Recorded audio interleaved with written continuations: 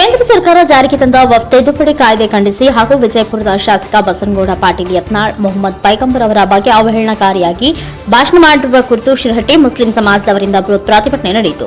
ಪ್ರತಿಭಟನೆ ಪಟ್ಟಣದ ಟಿಪ್ಪು ಸುಲ್ತಾನ್ ಸರ್ಕಲ್ನಿಂದ ಪ್ರಾರಂಭವಾಗಿ ಪಟ್ಟಣದ ಪ್ರಮುಖ ಬೀದಿಗಳಲ್ಲಿ ಸಂಚರಿಸಿ ಕೊನೆಗೆ ತಹಸೀಲ್ದಾರ್ ಕಚೇರಿಗೆ ಬಂದು ತಹಸೀಲ್ದಾರ್ ಮುಖಾಂತರ ಗೃಹ ಸಚಿವರು ಜಿ ಪರಮೇಶ್ವರ್ ಅವರಿಗೆ ಮನವಿ ಸಲ್ಲಿಸಲಾಯಿತು. ಈ ಸಂದರ್ಭದಲ್ಲಿ ಹುಮಾಯೂನ್ ಮಾಗಡಿ ಮಾತನಾಡಿ, ಬಸನಗೌಡ ಪಾಟೀಲ್ ಯತ್ನಾಳ್ ಮುಸ್ಲಿಂ ಸಮಾಜದ ಹಾಗೂ ಮೊಹಮ್ಮದ್ ಪೈಗಂಬರ್ ಬಗ್ಗೆ ಕೀಳಾಗಿ ಅವಹೇಳನಕಾರಿಯಾಗಿ ಮಾತನಾಡುತ್ತಿರುವ ಬಸನಗೌಡ ಪಾಟೀಲ್ ಯತ್ನಾಳ್ ಅವರನ್ನ ಕೂಡಲೇ ಬಂಧಿಸಬೇಕು. ಯತ್ನಾಳ್ ಅವರ ಮಾತುಗಳು ಸಮಸ್ತ ಮುಸ್ಲಿಂ ಸಮುದಾಯದ ಜನರ ಭಾವನೆಗಳಿಗೆ ಧಕ್ಕೆ ಉಂಟು ಮಾಡಿದ್ದಾರೆ. ಪದೇ ಪದೇ ಧಾರ್ಮಿಕ ಭಾವನೆಗಳನ್ನು ಕೆರಳಿಸುವ ದ್ವೇಷ ಭಾಷಣಕಾರರನ್ನ ಕಾನೂನು ಸುವ್ಯವಸ್ಥೆ ಕಾಪಾಡುವ ನಿಟ್ಟಿನಲ್ಲಿ ಇಂತಹ ಕೋಮು ಕ್ರಿಮಿಗಳಿಗೆ ಸೂಕ್ತ ಕಠಿಣ ಕಾನೂನು ಕ್ರಮ ಜರುಗಿಸಿ ಅಲ್ಪಸಂಖ್ಯಾತರ ಹಿತ ಕಾಪಾಡಬೇಕು ಎಂದು ಮಾತನಾಡಿದರು. Basavaraj Navalgund, NKS TV 4 news, Shirahatti.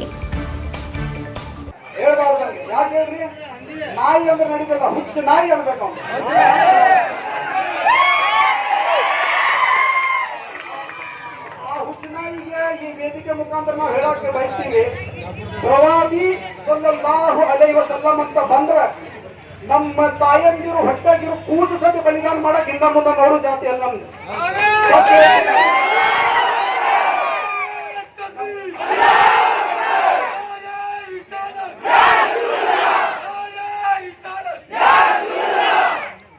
ಯಾಕಂದ್ರೆ ನಾವು ನಮ್ಮ ತಂದೆ ತಾಯಿ, ನಮ್ಮ ಹೆಂಡತಿ ಮಕ್ಕಳು, ನಮ್ಮ ಆಸ್ತಿ ಅಂತಸ್ತಿಂದ ಹೆಚ್ಚಿಗೆ ಪ್ರೀತಿ ಮಾಡುವ ಅದು ವ್ಯಕ್ತಿತ್ವ ಆಯ್ತಂದ್ರ ಅದು ನಮ್ಮ ಪ್ರವಾದಿ ಮುಹಮ್ಮದ್ ಸಲ್ಲಲ್ಲಾಹು ಅಲೈಹಿ ವಸಲ್ಲಂ. ನೀನೇನೋ ನಿನ್ ಒಂದು ಕಿಮ್ಮತ್ ಇರ್ಲಾರ್ದಂತ ನಾಯಿ ನೀನು. ಯಾಕಂದ್ರೆ ನಿನ್ ಸ್ವಂತ ಪಕ್ಷ ನೀ ಯಾವ ಉದ್ದೇಶಕ್ಕೋಸ್ಕರ ಮುಸಲ್ಮಾನರು ಬೈಕೊಂಡು ಅಡ್ಡಾಡಕತ್ತಿ, ನೀ ಹಿಂಗ ಅಡ್ಡಾಡುದ, ನೀ ಹುಚ್ಚನ ಅಡ್ಡಾಡುದಂಗ, ನೀ ಎಲ್ಲೇ ಹೋಗ ನಿನ್ ವ್ಯಾಲ್ಯೂ ಇಲ್ಲ. ಶಾಸಕ, ನೀ ಸಚಿವ CM ಆಗು ಕನಸ್ತಾನವ ಅಂತ, ನೀ ಮುಖ್ಯಮಂತ್ರಿ ಆಗು ಕನಸ್ತಾನವ, ನೀ ಮುಂದಿನ MLA ಇರ್ತೀಯಲ್ಲ, ಅದು ಡೌಟ್ ಐತೆ ನಮಗೆ. ಯಾಕಂದ್ರೆ ಈ ಯಾರಿಗೆ ಖುಷಿ ಪಡಿಸೋದಂತ ಹೊಂಟಿ ದಿವಸ ಅಲ್ಲಿಂದ ಚೀತು ಅಂತ ಘೋಷಿಸ್ಕೊಂಡ್ ಬರಾಗತ್ತಿ. ನೀವ್ ಹೋಗಿ ಎಲ್ಲರೂ ಕುಂತೀವಿ, ಡೆಲ್ಲಿನಾಗ ಕುಂತೀವಿ, ಅವ್ರು ಬೂಟ್ ಕಾಯ್ಕೋ ಅಂತ. ಆದ್ರೂ ನೀನು ಬಂದು ಡೆಲ್ಲಿ ಬರೋ ಮುಂದೆ ಶಾಸಕ ಆಗಿದ್ದಿ. ಡೆಲ್ಲಿಲಿಂದ ಬಂದ ಮೇಲೆ ನೀನು ಒಂದು ಅಲ್ಲಿ ರಸ್ತೆದಾಗ ಕಸ ಹುಡ್ಕೊಂಡು ತಿಂತಿರ್ತದಲ್ಲ ಅಲ್ಲಿ, ಅದಕ್ಕಿಂತ ನಿಪ್ಪತ್ರ ನಿನ್ ಜೀವನ ಆಗಿತ್ತು. ಪಕ್ಷ ನಿನ್ ಸ್ವಂತ ಪಕ್ಷದಿಂದ ನೀವು ಉಚ್ಚಾಟನೆ ಆಗಿ ನಿನ್ ನೆನಪಾಗಿರ್ಬೋದು, ನೀ ಮುಸಲ್ಮಾನರು ಕೊಟ್ಟಂತ ಭಿಕ್ಷೆಯಿಂದ ನೀ ಶಾಸಕ ಆಗಿದ್ದು. ಇವತ್ತು ಅದೇ ಮುಸಲ್ಮಾನ್ ವಿರುದ್ಧ ಹೊರಟಿದ್ದೆ ಅಂದ್ರೆ ನಿನ್ಗಿದು ಎಚ್ಚರಿಕೆ ಗಂಟೆ. ಯಾಕಂದ್ರೆ ನೀನ ನಮ್ಮ ಸಮುದಾಯಕ್ಕೆ ಎಷ್ಟೋ ಸರಿ ಹೇಳಿ, ಸಮುದಾಯದ ನಾಯಕರನ್ನ ಹೇಳಿ ನಾವು ಅದ್ರ ಬಗ್ಗೆ ತಲೆ ಕೆಡಿಸ್ಕೊಂಡಿಲ್ಲ. ಆದ್ರೆ ನೀನು ಬೆಂಕಿನ ಕೈ ಹಾಕಾಗತ್ತಿ. ಇದು ಒಂದು ಸರಿ ನೀ ಪ್ರವಾದಿ ಸಲ್ಲಲ್ಲಾಹು ಅಲೈಹಿ ವಸಲ್ಲಂ ಬಗ್ಗೆ ಹೇಳಿದಿ, ಮುಂದಿನ ಸರಿ ಇದ್ರ ಬಗ್ಗೆ ಪರಿಣಾಮ ನೆಟ್ಟಿಗಿರೋದಿಲ್ಲ. ಯಾಕಂದ್ರೆ ನೀಗ ಆಲ್ರೆಡಿ ಆ ಅಪೋಲೈಸ್ ಏನ್ ಕೊಟ್ಟಿಯಲ್ಲ ಮೊನ್ನೆ, ಅದ್ರಾಗ ತಿಳ್ಕೊಂಡಿವಿ.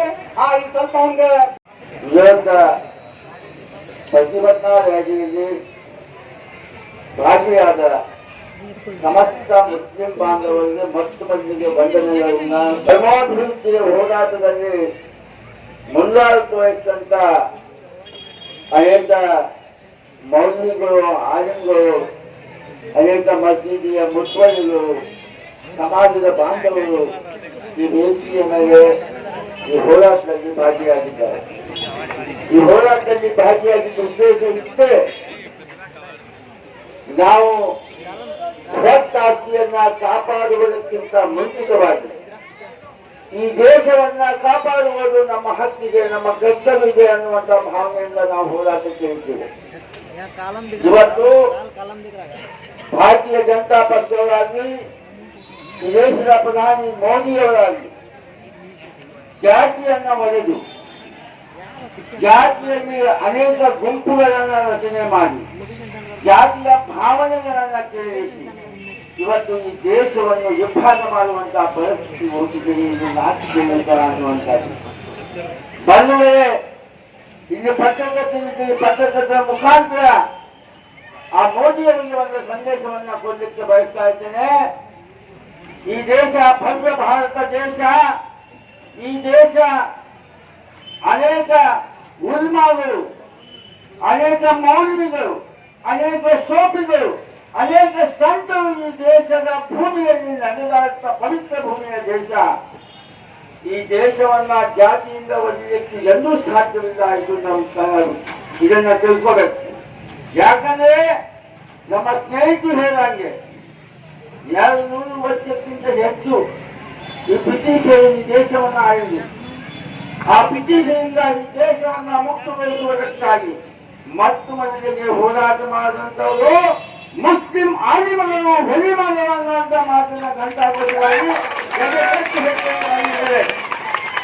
ಮೋದಿ ಅವರೇ, ಅಮಿತ್ ಶಾ ಅವರೇ, ಏನು ನಿಮ್ಮ ಖಾನ್ದಾನ್ ಮಂದಿ ಅವಾಗೇನು ಈ ದೇಶದ ಸ್ವತಂತ್ರಕ್ಕಾಗಿ ಈ ದೇಶದ ಸ್ವತಂತ್ರ ಅರಿವು ನೀಡ್ತಾ ಇದೆ, ಈ ದೇಶದ ಸ್ವತಂತ್ರದ ಕಾಯಿ ಇರ್ತಾ ಇದೆ, ಈ ದೇಶದ ಸ್ವತಂತ್ರದ ಕಾಯ್ದೆ ಇರ್ತಾ ಇದೆ. ಅವತ್ತಿನ ಉಲಿಮಾಗಳು ಅನೇಕ ಸಭೆಗಳನ್ನು ಮಾಡಿ ಈ ದೇಶದಿಂದ ಇನ್ನ ಬ್ರಿಟಿಷರಿಂದ ಮುಕ್ತಗೊಳಿಸಬೇಕು, ಬ್ರಿಟಿಷರಿಂದ ಹೊರಹಾಕಬೇಕು ಅಂತ ಮತ್ತೆ ಮೊದಲಿಗೆ ಹೋರಾಟ ಮಾಡಿದ್ದು ಇತಿಹಾಸ ಇದೆ. ಇತಿಹಾಸ ಮೊಹಮ್ಮದ್ ಅಲಿ ಶೌಕತ್ ಅಲಿ ಅಂತವ್ರು, ಅಸ್ಮಾತ್ ಅಹಮದ್ ಅಂತವ್ರು, ಮೌಲಾನ ಅಬ್ದುಲ್ ಕಲಾಂ ಆಜಾದ್ ಅಂತವ್ರು ಈ ದೇಶಕ್ಕಾಗಿ ಹೋರಾಡಿದ್ರೆ ಮಗನ್ ಮಹಾರಾಜ ಅಂತ ಜಫರ್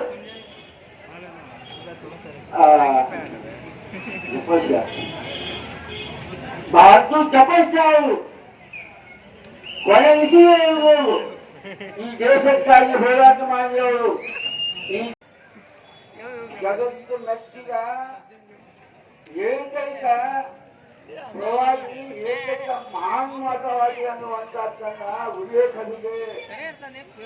ಎಲ್ಲ ಜಾತಿಗಳನ್ನ ಪ್ರೀತಿಸುವುದು, ತನ್ನ ಜಾತಿಯನ್ನ ಗೌರವಿಸುವುದು ಅನ್ನುವಂಥ ಸಂದೇಶವನ್ನು ಕಲಿತಾರೆ. ಅದು ನನಗೆ ಗೊತ್ತಿದೆ. ನನಗೆ ನಿನ್ನ ಜಾತಿಯನ್ನು ಪ್ರೀತಿಸು, ಅನ್ನ ಜಾತಿಯನ್ನ ಗೌರವಿಸುವುದು ನಿನ್ನ ಕರ್ತವ್ಯವಾಗಿದೆ ಅನ್ನುವಂಥ ಸಂದೇಶ ಹೋಗಿದೆ. ಇದು ಪ್ರವಾದಿ ಮೊಹಮ್ಮದ್ ಪೈಗಂಬರ್ ಸಲ್ಲಲ್ಲಾಹು ಅಲೈಹಿ ವಸಲ್ಲಂ ಅವರಿಗೆ ಅವತ್ತಿನ 5ನೇ ಶತಮಾನದಲ್ಲಿ ಅನೇಕ ಜನ ವಿರೋಧಿಗಳು, ಅನೇಕ ಕಾಫಿಗಳು ಅವ್ರಿಗೆ ಹೊರಗು ರಕ್ತ ಬರುವಂಗೆ ಹೊರಗು ಅದು ಅವ್ರಿಗೆ ಯಾವತ್ತೂ ಅವ್ರಿಗೆ ಶಾಪ ಕೊಡಲಿಲ್ಲ. ಅವರ ಹಿತಕ್ಕಾಗಿ ಭಗವಂತನಿಗೆ ಪ್ರಾರ್ಥನೆ ಮಾಡಿ, ಈ ಜಗತ್ತಿನ ರಕ್ಷಣೆಗಾಗಿ ಪ್ರಾರ್ಥನೆ ಮಾಡಿ, ಮಾನವೀಯತೆಗಾಗಿ ಪ್ರಾರ್ಥನೆ ಮಾಡಿ.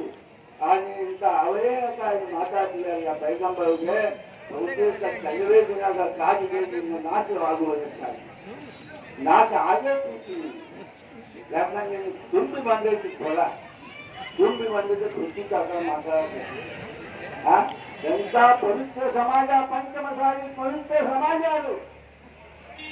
ಈ ದೇಶವನ್ನು ಕಟ್ಟುವುದಕ್ಕಾಗಿ, ರಾಜ್ಯವನ್ನು ಕಟ್ಟುವುದಕ್ಕೆ ತಮ್ಮದೇ ಆದಂತಹ ಪಾತ್ರವಿರುತ್ತ ಪಂಚಮಸಾಲಿಯ ಸಮಾಜದಲ್ಲಿ ಹುಟ್ಟಿ ಬೆಳೆದು ಆ ಸಮಾಜಕ್ಕೆ ಬೆಳಕು ತರುವಂತ ಮಾತನಾಡ್ತೀಯಲ್ಲ, ನಿನ್ನ ಮಾತಕ್ಕೆ ವಿರುದ್ಧ ಬೀಳಿ, ಇಲ್ಲ ಮಾಡಿದ್ರೆ ನಿನ್ನ ನ್ಯಾಯವನ್ನು ಕೊಯ್ದು ನ್ಯಾಯಕ್ಕೆ ಹಾಕುವಂತ ಪರಿಸ್ಥಿತಿ ನಿರ್ಮಾಣ ಆಗುತ್ತದೆ. ಅದಕ್ಕಾಗಿ ಯತ್ನಾಳವೇ ಇನ್ನು ಬಾಯಿ ಬಂದ್ ಮಾಡಿ ಸಾಕು, ಪಾಪ ಕೂಡ ತುಂಬಿಟ್ಟಿದ್ದೀನಿ. ಇನ್ನು ಮುಂದೆ ಬಾಯಿ ಬಂದ್ ಮಾಡಿ ನಿಮ್ಮ ಪಾಪ ತೊಳ್ಕೊಳ್ಳುವಂತ ಕೆಲಸ ಮಾಡಿ. ಯಾವುದೇ ವಿಷಯಕ್ಕೆ ನಾವು ಯಾರು ಉಸಾಬದಿಗೆ ಹೋಗೋದಿಲ್ಲ, ಯಾವ ಜಾತಿ ಉಸಾಬದಿಗೆ ಹೋಗೋದಿಲ್ಲ, ಯಾವ ವ್ಯಕ್ತಿ ಉಸಾಬದಿಗೆ ಹೋಗೋದಿಲ್ಲ. ಯಾವ ತೊಂದರೆ ಆಗುತ್ತೆ ಅಂತ ಅಯ್ಯೋ ದೇವ್ರ ಅವ್ನು ಒಳ್ಳೇದು ಮಾಡಪ್ಪ ಅಂತೇಳಿ ಮತ್ತು ಕೈ ಎತ್ತಿ ಹತ್ಯೆ ಮಾಡುವಂತ ಜನ ನಮ್ಮನ್ನು ಯಾಕೆ ಕೆಡುತ್ತೀವಿ? ನಮ್ಮನ್ನು ಕೆಡಕಕ್ಕೆ ಹೋಗಾಗಿ ಸಂಭಾಷಣೆ ಕೆಡ್ತೀವಿ, ಏನಾಗ್ತೈತೆ ಅನ್ನೋಂಥ ಗಾಡಿ ಮಾಡ್ತೀನಿ ಗೊತ್ತಿಲ್ಲ. ಕೆಡಕಾಕ್ ಹೋಗಾಗಿ ಈ ದೇಶದ ರಕ್ಷಣೆ, ಈ ದೇಶದ ಅಭಿವೃದ್ಧಿ ಅಲ್ಲ, ನಾವು ಮತ್ತೆ ಮಧ್ಯೆ ಅನ್ನೋದಕ್ಕೆ ನೀವು ಮರ್ಯಾದೆ ಹೋರಾಡಿ ಬಂದಿದೆ. ಅದಕ್ಕಾಗಿ ನಿಂದು ಸಾಕು ಮಾಡಿ ನಮ್ಮ ಹೋರಾಟ ಮುಂದುವರಿಯುತ್ತದೆ. ಈ ಹೋರಾಟದಲ್ಲಿ ನೀವೆಲ್ಲ ಭಾಗಿಯಾದವರಿಗೆ ಸತತದಿಂದ ಸಲ್ಲಿಸಿ ನನ್ನ ಮಾತು ಜಯ